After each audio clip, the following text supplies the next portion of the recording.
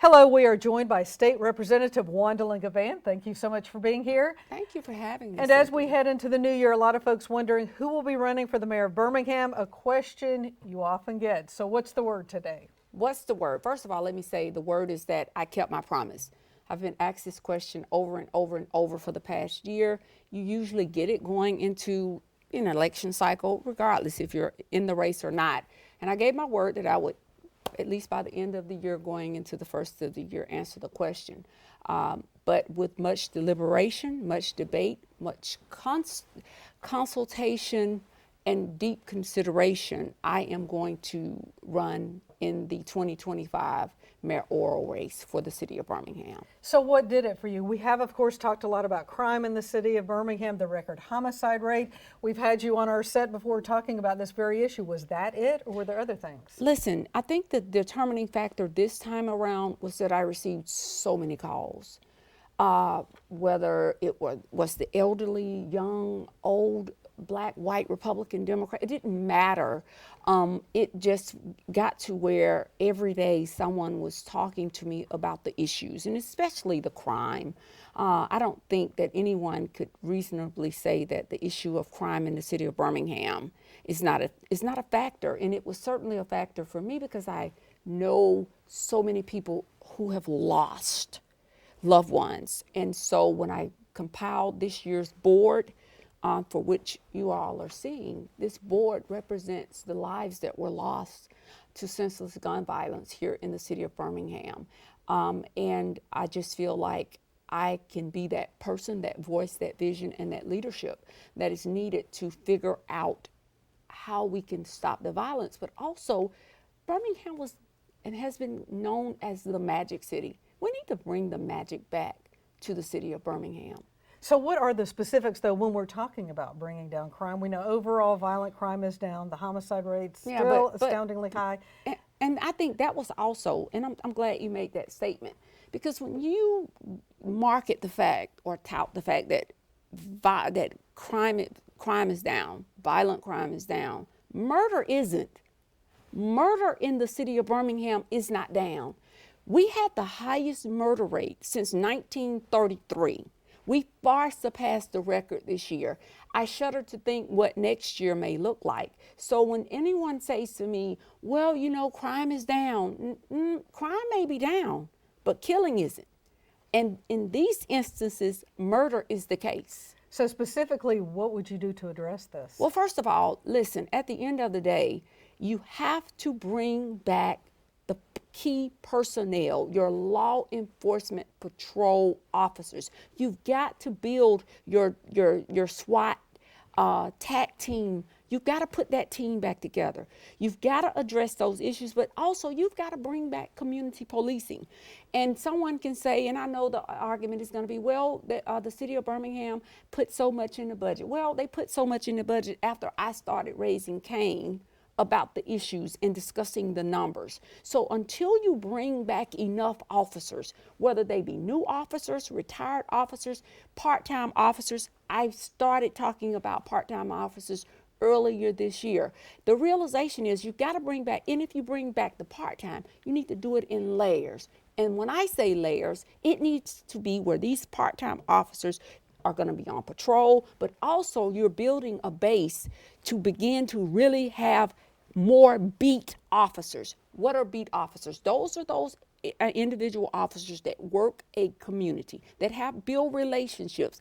They're the go-to officers. We don't have that many beat officers anymore in the city of Birmingham. Why do they become important?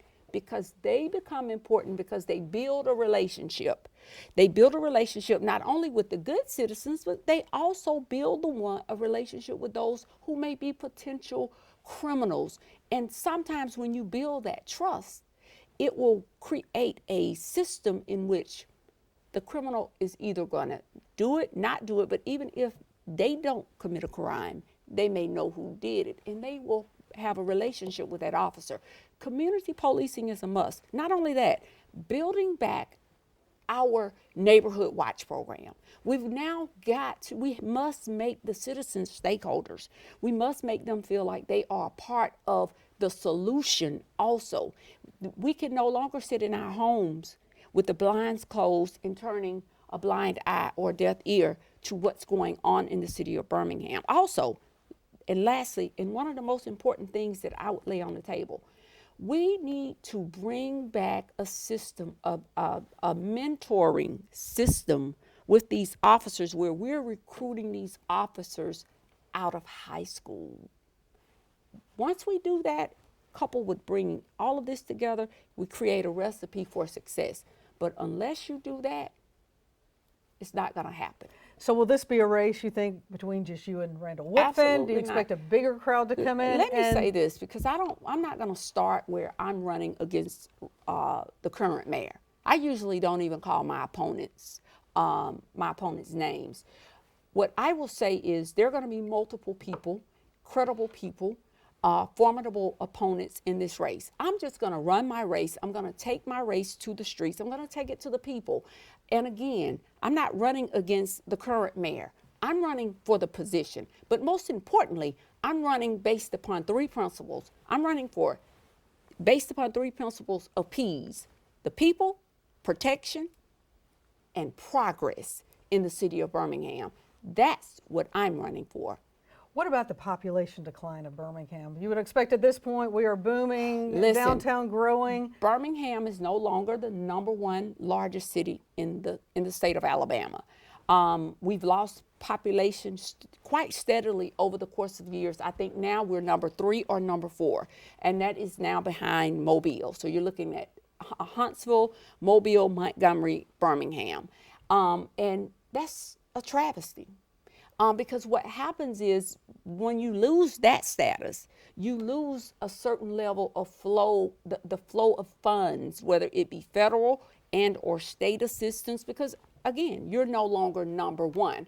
Also the perception of now not being the #1 city. I was at a business meeting a few months back, and all of these CEOs, all of these congressional representatives, no one mentioned the city of Birmingham.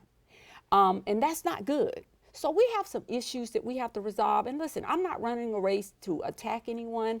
I've never run a race where I attack anyone. I'm going to run on the issues, and I'm going to run on the facts. And I'm just going to run my race, and they can run their race. And I'm sure I will be a target. Well, I have tough skin.